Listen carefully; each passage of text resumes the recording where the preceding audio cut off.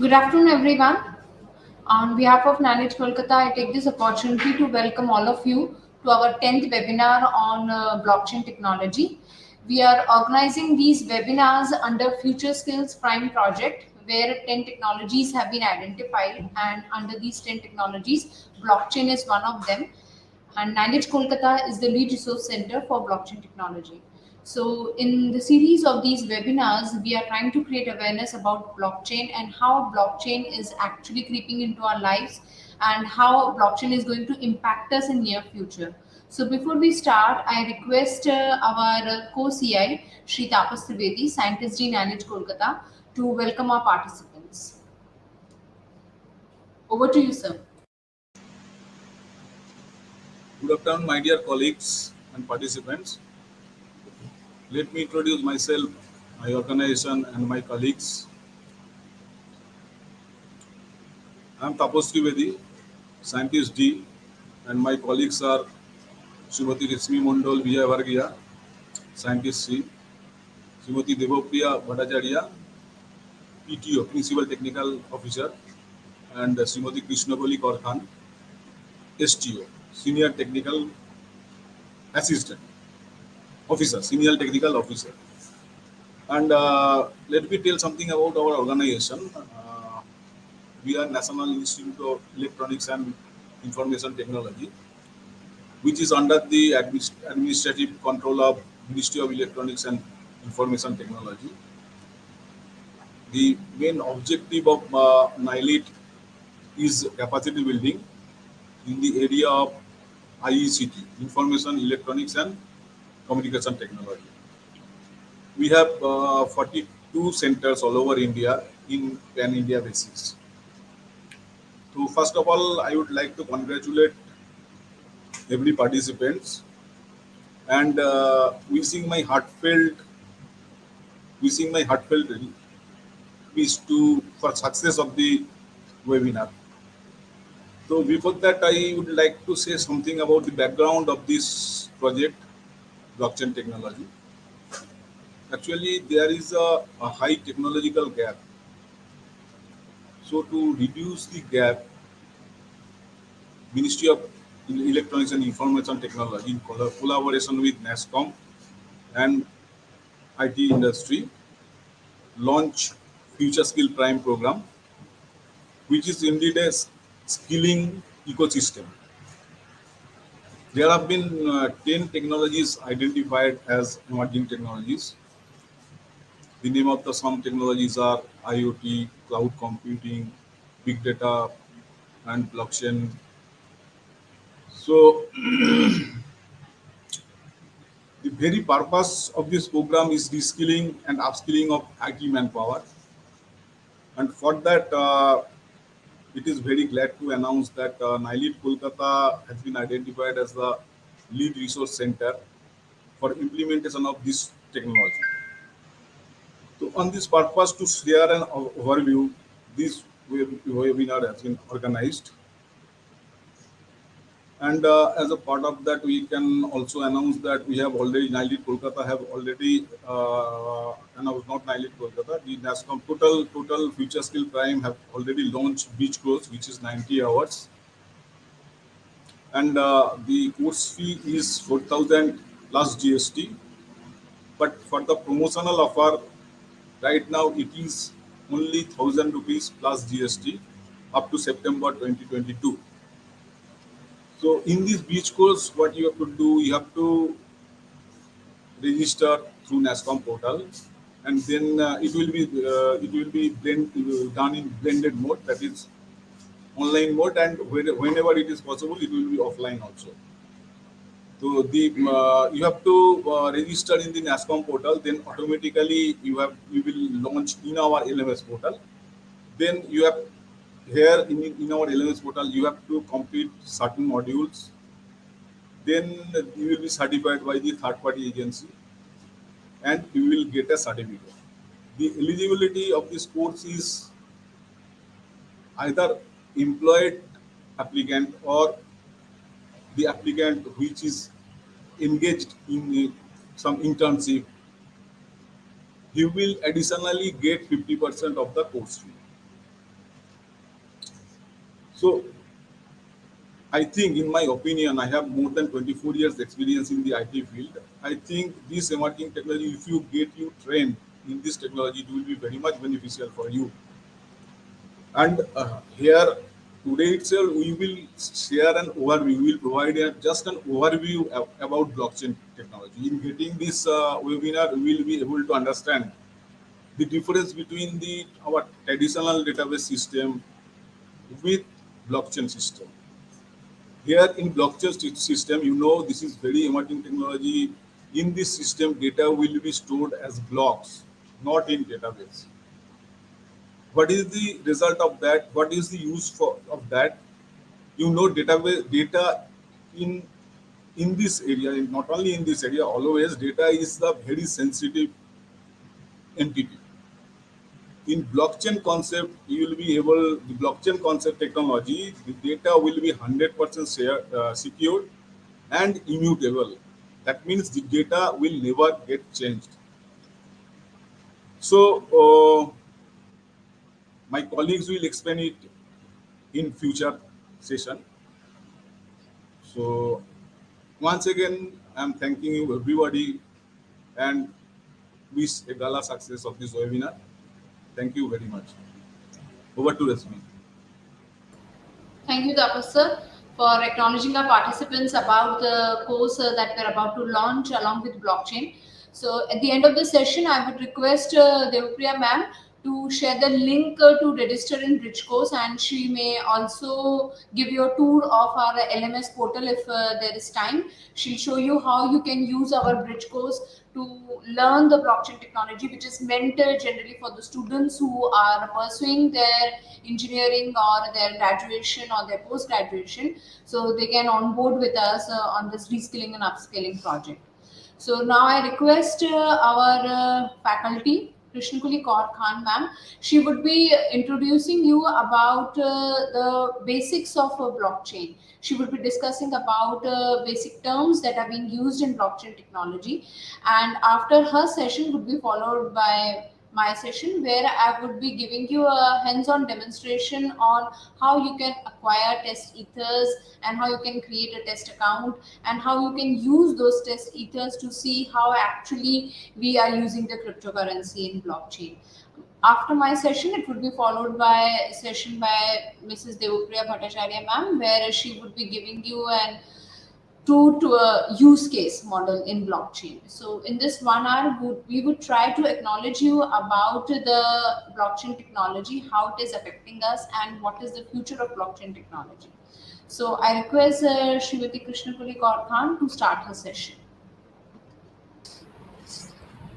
Thank you, Rashmi. Without any delay, I am sharing my screen first.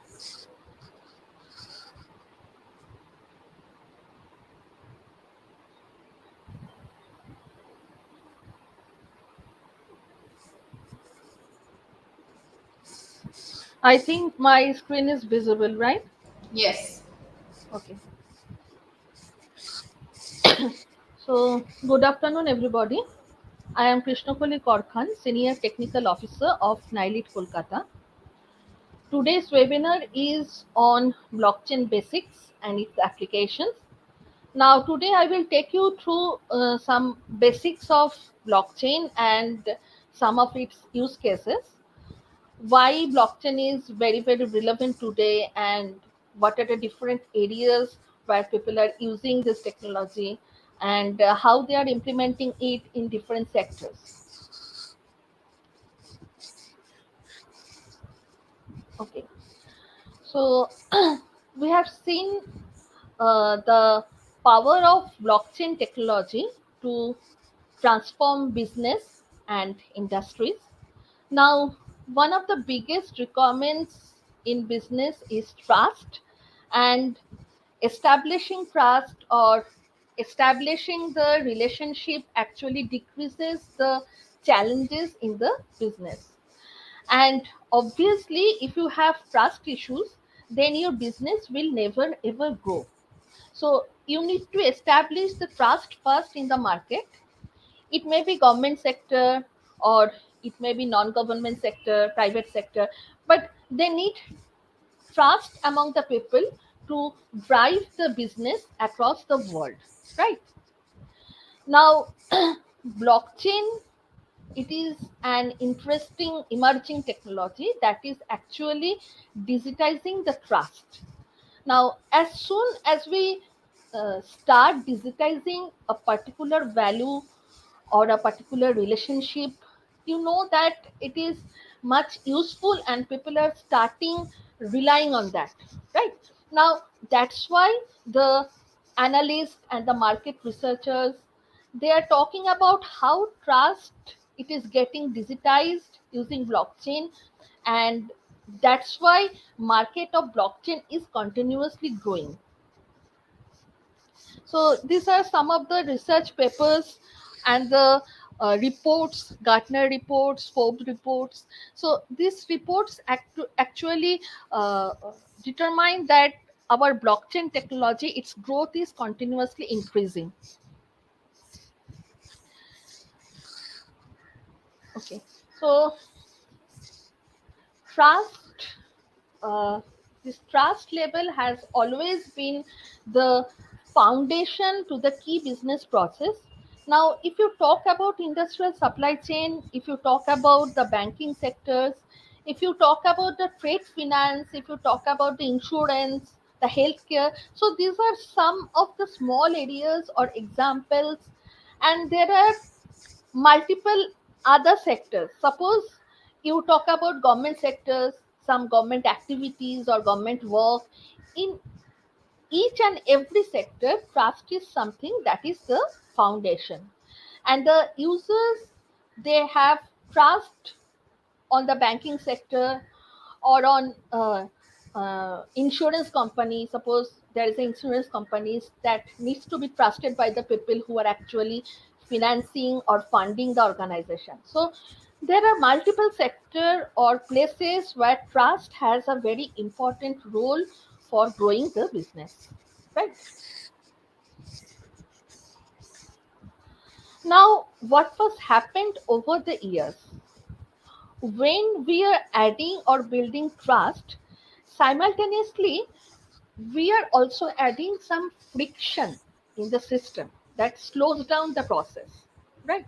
Now, just to bring the trust in the system, we have to involve people like auditors who need to sit down and audit the system.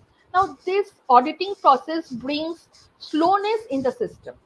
Now, multiple third parties are getting involved in multiple locations. So what happened is the process is becoming manual. There are multiple intermediaries who have come into the process, and the entire process becomes slow and very costly. So any random activity can slow down just to bring trust in the system. Now, what blockchain does, it has to perform three critical things. It reduces cost, it saves time, and it lowers the risk. Right? Now, these three major things that blockchain brings into the system to get digitizing the trust. Now, there is a technical term that is called smart contract. It actually creates automatic execution of the contracts in the form of lines of codes between the buyers and sellers. Actually, that saves the time while doing the actual process flow. So, a smart contract, it basically avoids the intermediary of the contract. And we also need to know that blockchain is immutable. That means records cannot be changed. So, what happens here? The data become constant. So your trust gets added into the whole process. So there is no intermediary that can slow down the process flow.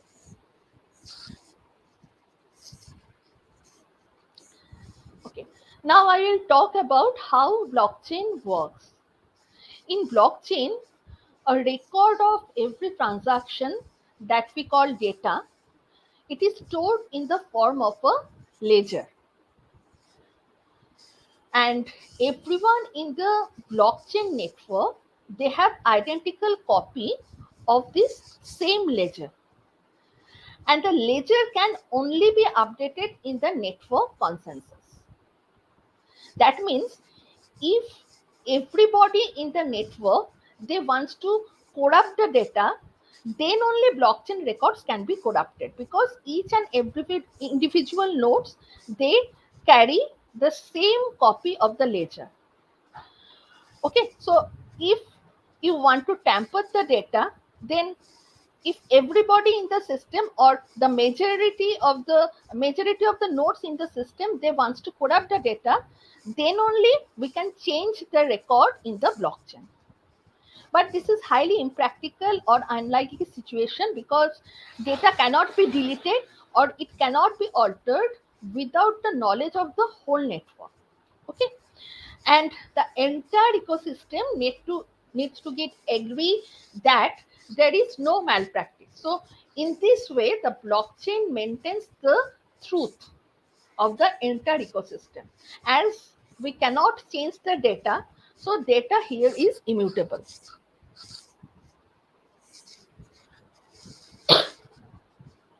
Okay, now I will talk about some sectors where blockchain is being used. Now, it is blockchain can be used for different sectors. Now, it is especially useful when the process, when our business process, they actually crosses the trust boundary. Now, one example is supply chain, and it is actually crosses trust boundaries of each of the organization. Now, take one example. One example that is like mobile phone in your hand that was assembling, because here the phone processor uh, they are coming from somewhere else, the screen that is LCD or LED that are coming from somewhere else, the batteries are coming from somewhere else, the hard disks are coming from somewhere else. So each and individual items they are coming from the supply chain uh, that crosses the trust boundaries. Now when they are coming they are assembling by separate company. Now, supply chain is the best use cases of the blockchain. So we will discuss later that how supply chain is very helpful for using the blockchain technology. Now, the second useful case is the area where where the multiple parties are working on the same data. For examples, we are in the we are facing the pandemic situation right now, where each of our vaccine has to be transmitted from one location to another location. Some of them are very temperature sensitive, it cannot go beyond a particular temperature. Here the same data is being used by government offices, different hospitals, different healthcare, different logistic company, the factory, the end person who are actually administering it.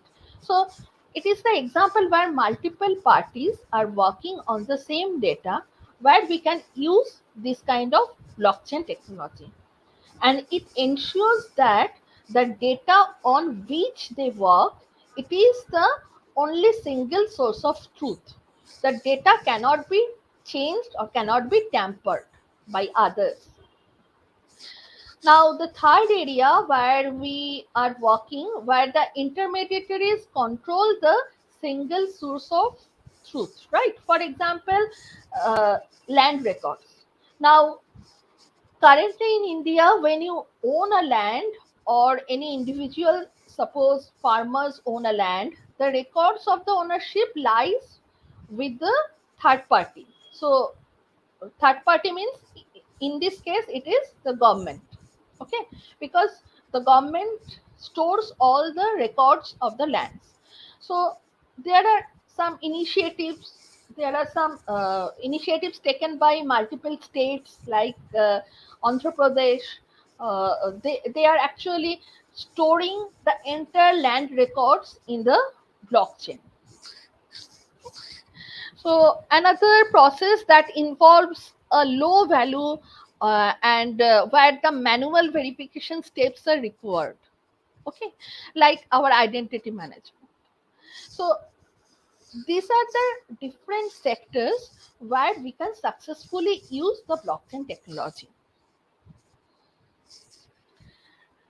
But what blockchain actually is, like the name indicates, a blockchain is a chain of blocks, right, that contains information.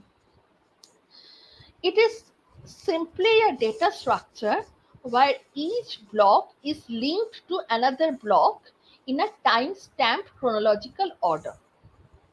Now, as I said, every transaction, it is in a chronological pattern. That means in a sequential way, and the timestamp means when a data falls inside a blockchain, the time would be considered, so that tomorrow, whenever, if you want to understand that when this block was created, when the data was created, so just by seeing the timestamp of it, you can be able to identify that when this block was created. Okay, so here data is stored in a sequential way. You cannot arrange the blocks in whatever way you want. It is all immutable, and at the same time it is distributed, and you will not be able to change the data.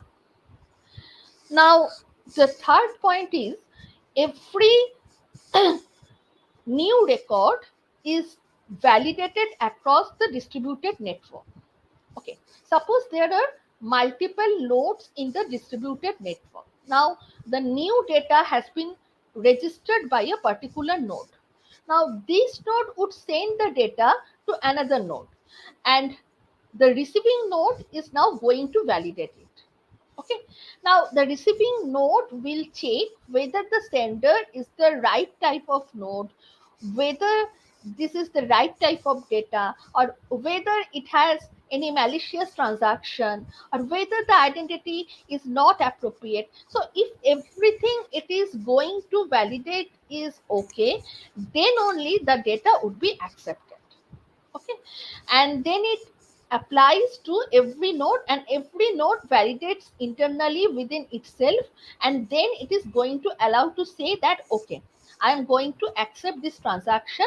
So that is how the validation do happen in the distributed network. Now the next point, all the information once stored on the ledger is verifiable and auditable, but not editable. That means if I say the data is immutable, immutable here means you can see, you can do whatever you want, but you cannot edit the data once it has been present inside a block. Okay, so each block is identified by its cryptographic signature. It is actually the identity, and that is what we generally call it as our uh, uh, digital, it is like a digital signature. It is called the hash. Okay, now just take a closer look at a block. Each block contains some data transaction which is stored in the form of Markley root. So the here just see that it is a chain of blocks. I am either highlighting one single block. Now here, the each and every transactions, it is stored inside a block as a Markley root. Okay, so Markley root is a separate data structure. So each and individual transactions, they are actually stored as a single type of data structure, that is called the Markley root. Right.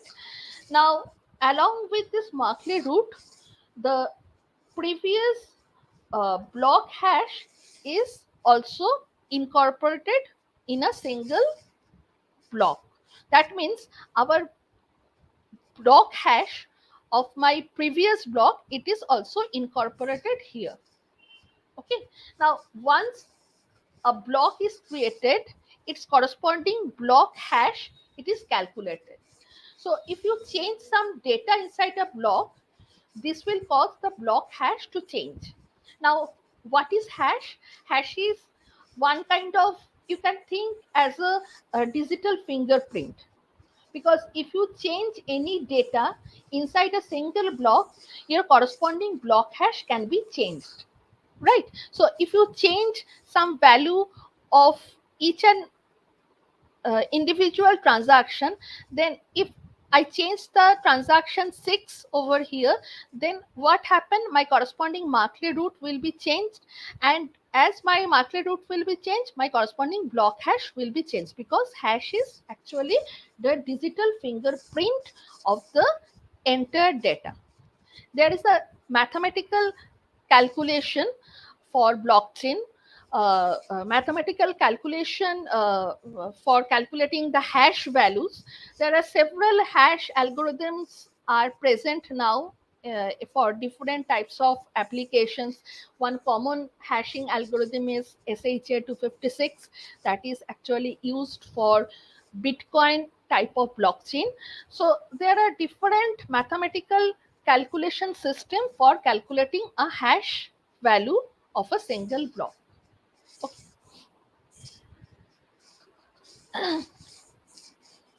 Now, as I told that the hash of the previous block, it is also stored inside each block. So if I change any data in the previous block, then what happens, the next block hash will be changed. If I change some data over here, so my next block hash will be affected, because previous block hash is included in my current block hash. Now take an example. Here we have a chain of 3 blocks. As you can see that each block has a hash and the hash of the previous block. Now here block number 3 points to the block number 2, block number 2 points to the block number 1. Now let's say that you tamper the second block, right? So this causes the hash of the second block to change, and in turn that will make block 3, block 4 and all of the following blocks invalid, because they no longer store a valid hash of the previous block. So changing a single block will make all the following blocks invalid. Now let us look at the simplified architecture of the blockchain. Now, instead of using a central entity to manage the entire chain, blockchain uses peer-to-peer network.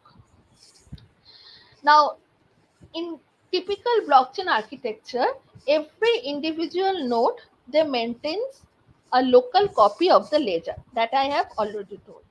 Now here I have multiple nodes in the network. Those are connected, and every nodes are maintaining full copy of the ledger. Now the task of the system is to ensure that these nodes are consistent with each other. Now, what do you mean by consistent? Consistency means that the local copy of each node, they should be identical. If one node wants to enter some information in this blockchain, the information will be get updated to all the local copies of the ledger uh, by each node within the blockchain.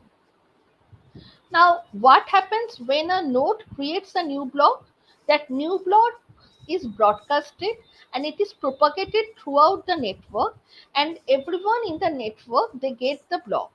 Now, if every node or majority of the nodes agrees upon it, then each node add this block to their own blockchain.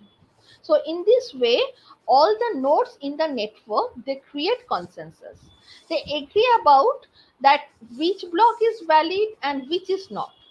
The blocks that are tampered will be rejected by the other nodes in the network. Okay. Now you can just think the blockchain concept uh, with it is similar with the Google Doc. When we create a document and we share it with a group of people, the document is distributed, right? So instead of copied, it is distributed, and this creates a decentralized distribution that gives everyone access to the document at the same time. Now, no one actually need to wait to modify the document, and all the modification in the documents are recorded in real time basis. Okay, that makes it completely transparent. Now, of course, blockchain is not the Google Doc. It is more complicated than Google Doc. Now, here we cannot change the transactional data. The transactional data cannot be deleted, but in the Google Doc, we can delete our data. Okay, but the analogy of the distributed architecture, it is the same.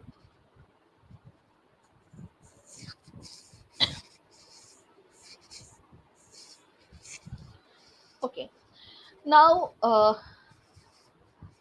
one example that I want to talk about, that is one use case where 3M, they are using the blockchain. Okay, so we know that 3M is a renowned medicine company, and when you buy any medicine, how do you know that uh, its contents are actually those listed on the labels of this medicine?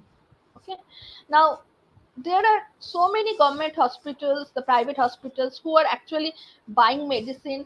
Now, how do we ensure that the hospitals are buying the real medicine or the original medicine, and how can we stop the wastage of the medicine also? Okay, but unfortunately, the billion dollars worth counterfeit pharmaceutical products are produced every year. So in this context, 3M, it is trying to solve those problem of counterfeit medicine with great success. They actually want to reduce the counterfeit drugs which they are actually manufacturing. Now, 3M actually they turned their database into the blockchain, adding a shared data layer among all the parties involved in the supply chain. Now, each batch of the medicine they are manufactured and their details were entered into the blockchain. Okay, so when they are manufacturing the drug, their details are entered into a blockchain network. Then the drugs was packaged according to the appropriate dose and sealed with 3M double trust level, that is actually the QR code. Okay, so then there are multiple carriers and warehouses and retail store, and it was ensured that during transport the temperature, humidity, pH, etc. for these medicines were in control. And as the stores were receiving only the batches which was produced by 3M and their factory and their corresponding factory by checking the QR code. Okay, so there is no scope for counterfeit drugs coming into the network. That means in store the counterfeit drug cannot come, and ultimately the stores that were purchasing the drug from the blockchain and they update the data in the same blockchain network, because from the blockchain network they are purchasing it. So the QR code, it is actually updated when the corresponding drug changes the hands. When it is in the manufacturer level, then they have different QR code. When it is transferred to first warehouse, then it is transferred to second warehouse. So every time the QR code is updated, and when it is reaches to the stores, the through the network, the stores are actually uh, purchasing these drugs and QR codes is updated. So in this new solution, members of blockchain supply chain groups would be able to see each steps in the supply chain, what happened and who was responsible for the product. And every time a product changes its hand, the party receiving it, they can scan and they can activate the label. So at any moment, the retail store knew that this batch is coming from which manufacturer, which location, who are the all people transmitted this batch of medicine, and how did it reach to the store. And at the same time, this information may be available to the end customers who are actually standing in front of the retail store. Okay, So all these are done through the shared ledger where smart contracts are created, the carrier, the warehouse, all they have updated the data in the blockchain at their end, and all of them have smart contracts and the data are maintained in the blockchain in an immutable way. Okay. Now another use case which is having a lots of debate nowadays, uh, when we are looking into the citizen identity, whenever you have citizen identity data, that particular data is being accessed by multiple independent organizations, right? So you have this local data collector center. You can see who are recording the data and then transferring the data into the identity database. Then you have the record keeping agency. This record keeping agency is ensuring the security of the database, as this particular data is actually accessed by multiple organizations. So here I have just tried to take one example of Aadhaar data, and different organizations who are actually currently accessing my Aadhaar data. So the banks or the post office have my Aadhaar data. The mobile companies, they are taking my Aadhaar data to validate that I am an authorized person for having uh, any Indian SIM. So for getting uh, the public sector services, you have to register your Aadhaar details in different sectors to validate that you are a citizen of the country and you are the authorized person to get the particular service. So this entire data is shared and accessed among multiple organizations for verification of our identities.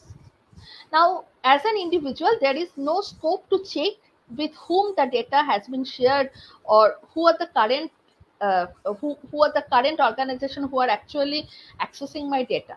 Now, if I put this entire thing into a blockchain, then we can have the information about who has accessed my data. As an individual, I can verify that how my data has been accessed. I can verify that of what part of my data has been accessed. So if you look into the identity data, they have multiple fields. If it has your name, your biometric identity, it has your mobile number, it has your address. So if a mobile agency accesses your Aadhaar data, you can find out from this blockchain that which part of the data has been looked by the mobile agency. Or you can also write a smart contracts over here also. Using this, you will not disclose your entire Aadhaar data. Okay. So that way, as a citizen, you can also verify that who are the different entities in the overall system who are having the rights to access the entire Aadhaar data. So you can have something called access auditing of the system. Now, there are another successful use case of blockchain in Estonia. Now, what is Estonia? Estonia is a small country in the Baltic region to the North Europe. It is one of the most digitally progressive country in the world. Okay, it is a small country. It is the first country which uses the blockchain in healthcare.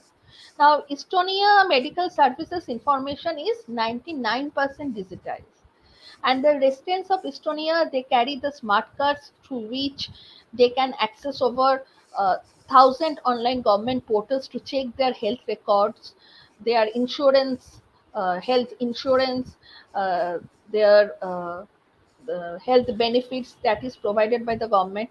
And the Estonia government is joining hands with one blockchain company called Guard Time to implement blockchain since 2011 to ensure records.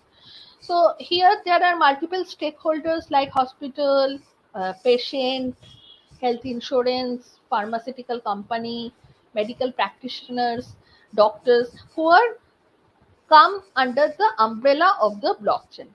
So actually this increases the uh, healthcare services, reduces the time and reduces the cost. It is also reduces the complexity of the health insurance. Right. Now,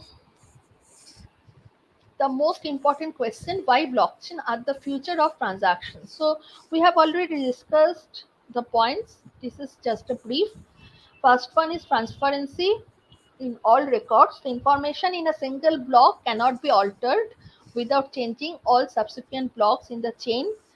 The second point is trust. Blockchain is not controlled by a central organization. It is a peer-to-peer decentralized architecture. There are uh, it is the most impressive feature of blockchain because as it is decentralized, no one can change the data centrally.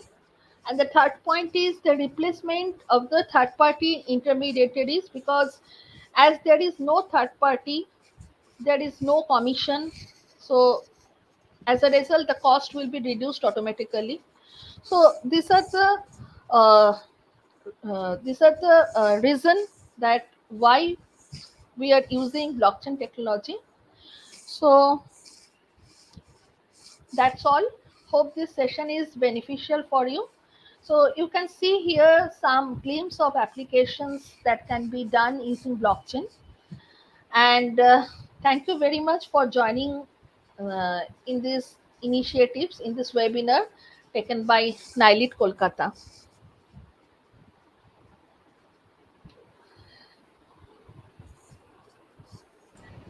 Thank you, Krishnapuli. Thank you, So Rashmi. now, so now we will start with our second session.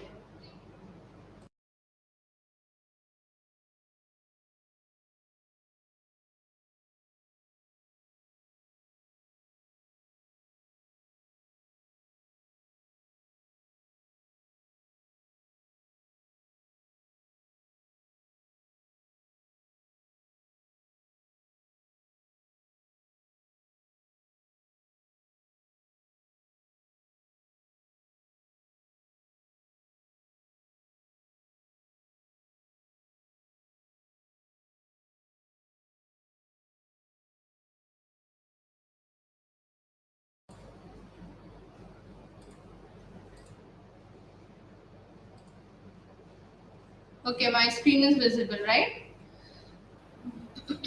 Yes.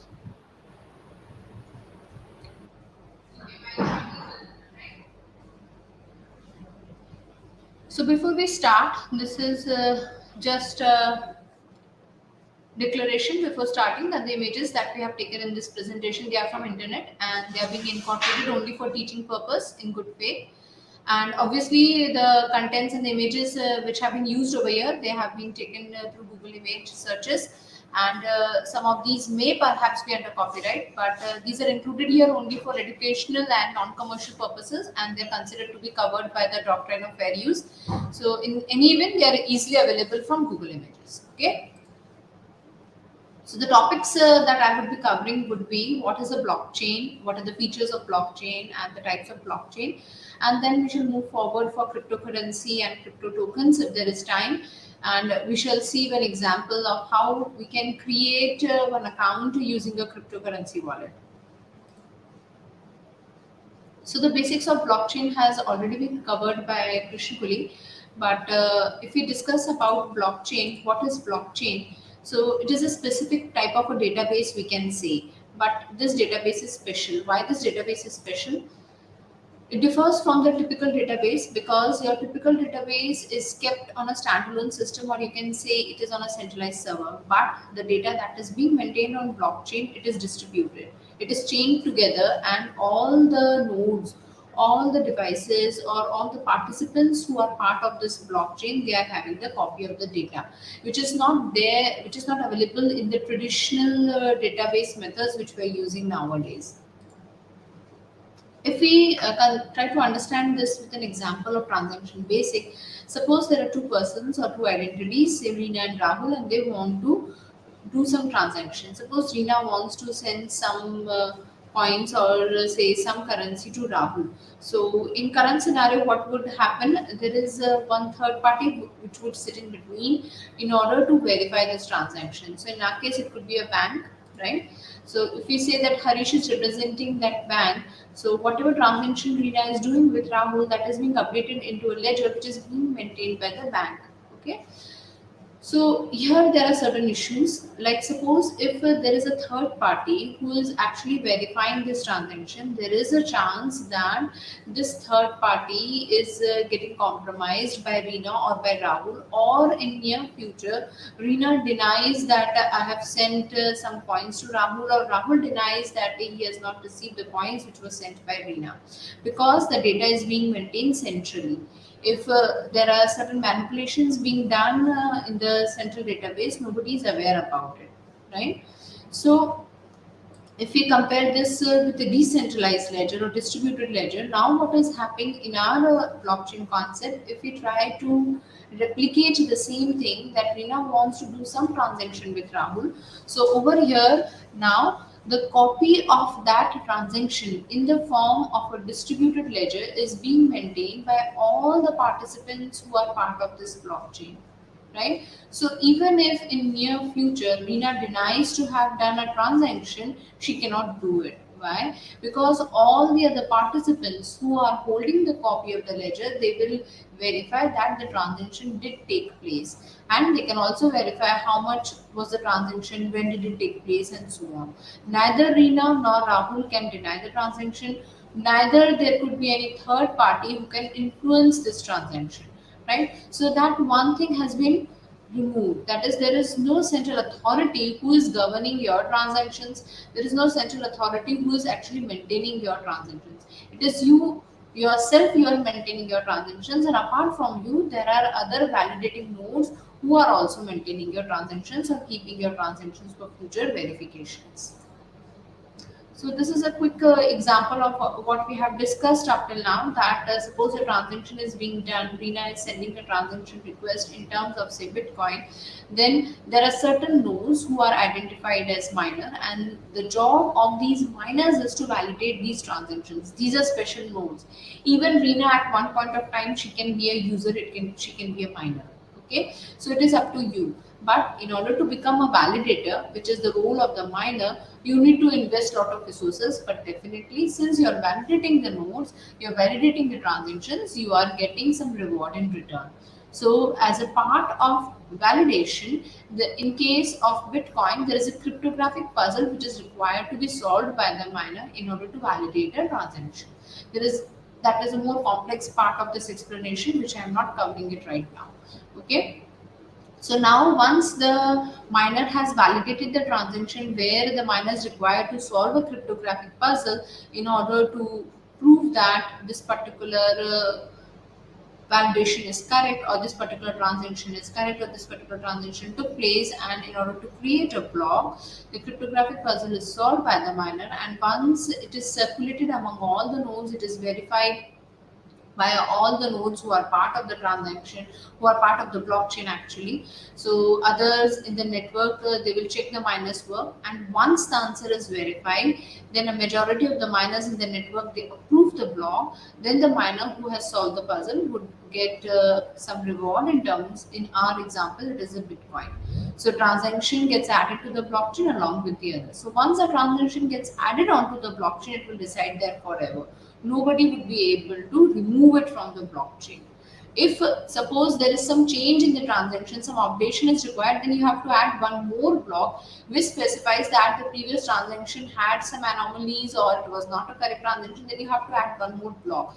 But whatever transaction you have done, whatever details you have added onto the blockchain, those cannot be updated or modified, right? You can have a node, you can have a block which specifies that some correction is required, or the previous transaction was not valid, or some or the other thing, whatever. Suppose if for any reason there is some flaw in the transaction which needs to be rectified, so it cannot be done on the same block. You can have one more block added on top of it which provides that information.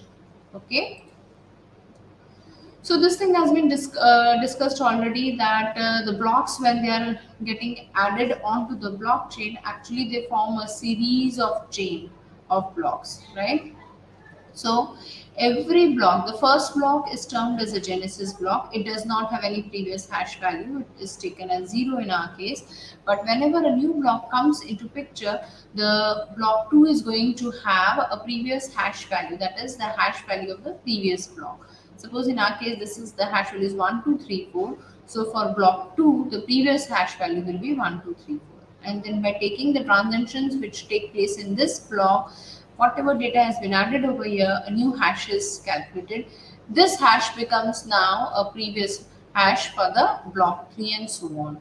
That is why when the chain grows on and if it becomes a very big chain, then any manipulation by any intruder, it also becomes very difficult, right? Because just imagine if there are 10,000 nodes over here, 10,000, sorry, blocks over here. So if I want to make any change on the 500 block, right? So if a 500 block is to be modified, then all the subsequent blocks are to be modified because the hash of the 500 block is being maintained by the 501, then the hash of the 501 is being maintained by the 502 and so on. That is why it becomes very difficult. So some features of the blockchain in nutshell is there is no central authority because all the transactions they are being distributed in the form of ledgers which are available at each and every node who is part of the blockchain. It is verifiable and auditable. How it is verifiable and auditable? Because every node is maintaining a copy of the transaction. Disintermediation, that means no third party is required to verify your transactions. Then there is confidentiality as well as integrity. Confidentiality means that the data that is being circulated, it is in a crypted form, right? The cryptographic concept is being used over here. Cryptography is used. Your data is being hashed before it is being stored onto the blocks. And integrity, because the data is immutable, it is not getting modified, the data is going to remain the same. And since it is a network of all the nodes who are maintaining the data which is circulated in the blockchain, it is a robust system. So out of say 1000 nodes, if 500 nodes also go down, then also the 500 nodes are up and they are sufficient enough in order to keep your system active. So there are different types of blockchain. Basically, we can say there could be only two types. One is public and one is private. But from the combinations which are specified, the rules which are specified for public and private, we can have two more. One is consortium and the other is hybrid. So in case of public blockchain, it is open to all. Anyone who is having an internet connection who can create an account through a crypto wallet can become a part of the public blockchain. So example of public blockchain are Bitcoin, Ethereum, Litecoin, and there are many more. In case of private blockchain, what is happening is that an organization is creating a blockchain for its own transactions. For example, say suppose a bank for its internal purpose, it is having its own private blockchain. So only the nodes who are authenticated, who are authorized within that blockchain, they can be a part of that blockchain. It is not made public or open to all. Then it is known as a private blockchain. Example of private blockchain could be multi-chain and hyperledger projects such as Fabric, Sawtooth, and so on, CODA, etc. Then we have a consortium blockchain. In consortium blockchain, what is happening is that different organizations they come forward to form a blockchain among themselves. So only those nodes who are authorized by these organizations, only they can become a part of that blockchain. So some example could be Energy Web Foundation, R3, etc.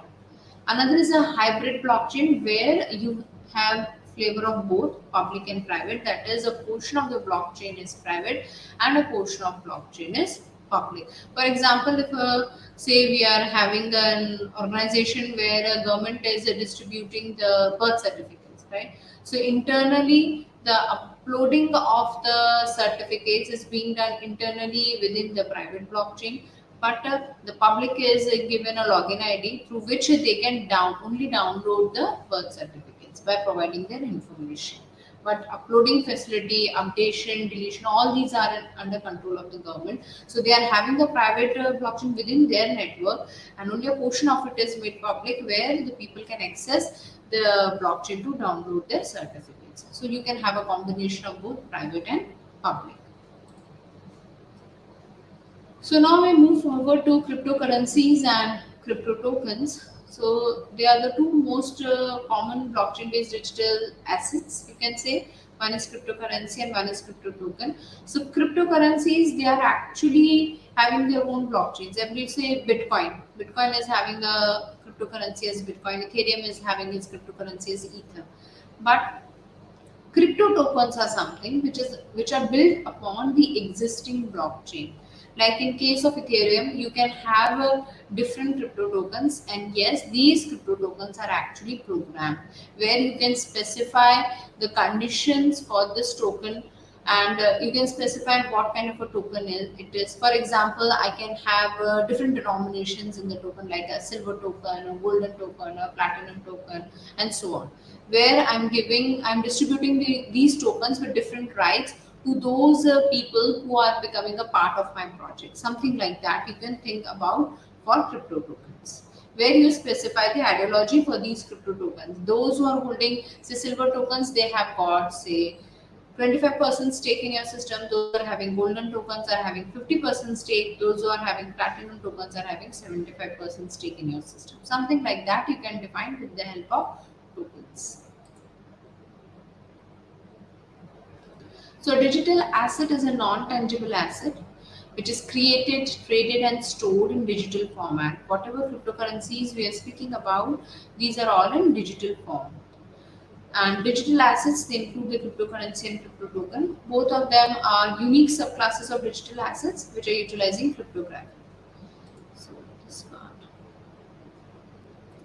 Second thing is that in order to acquire cryptocurrency, you have to become a part of a crypto wallet. So these crypto wallets, they are actually not storing your cryptocurrency. They are storing the information about your cryptocurrency, and your cryptocurrencies are actually existing on huge databases which are known as ledgers. So one of the popular most kind of cryptocurrency ledger is a blockchain. And how these cryptocurrencies are being moved, there are two keys which are required. Once you become a part of a crypto wallet, you will be getting two keys, one public key and the other is the private key. So the public key, as the name applies, it is public. So if anybody wants to do transaction with you, then you may share your public key in order to become a part of a transaction. Suppose if I want to send you some currency, then I would be using your public key. Or you want to send me some cryptocurrency, you would be using my public key. But private key, as the name implies, it is very private to the wallet. You should not be sharing this private key in public. Otherwise, it will give access to anyone to your account and they can steal the currencies or the wealth that you are having in your crypto wallet. There are different types of wallet. One is your hardware wallet, where these are very much similar to your removable storage devices like USB sticks, and they are very safe, but they can be expensive. And if you lose them, then you are losing the entire data that was there residing on that hardware wallet. So you have to keep it very safely. Web wallets, which we would see one demonstration today, they can be used on lots of different devices, and they are accessible very easily to the hackers also, because these wallets are online all the time and they are example of hot storage also, whereas hardware wallet is an example of cold storage. Next is your desktop wallets. These are installed directly onto your computer. So as long as your computer is switched off, it is not active. But once your computer is switched on, it becomes active. Paper wallets are another example of cold storage. You can say cold wallets because these are pieces of paper where the owner's keys are printed. So these are very safe, and they're example of cold storage. So you can have different types of wallets, and definitely you should be using different types of wallets instead of using one wallet, so that you can use them in a different way. Okay. So we shall be discussing about one crypto wallet, that is MetaMask, and I would show you the demonstration of how you can install MetaMask and how you can acquire test ethers to do your test transactions. Okay, so cryptocurrency wallet such as MetaMask, it can be installed on Chrome, Firefox, or Google Edge. So let us see the demonstration.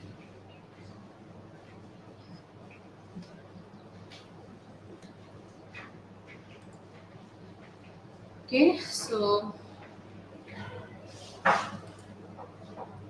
for this, you need to type. I will show you on Google Edge. I hope my screen is visible. Yes. Check. Right? Okay. So I'm doing it on Google Edge. So what you need to do is you just go to your browser, you type MetaMask and click on this option. So the screen would be displayed to you. So just click on download for Google Edge, then click on get, click on add extension, just wait for a while.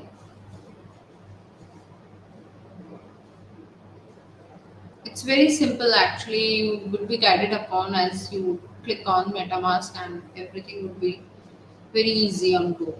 Just click on get started. Now there would be two options that would be displayed. One is import wallet and one is create a wallet.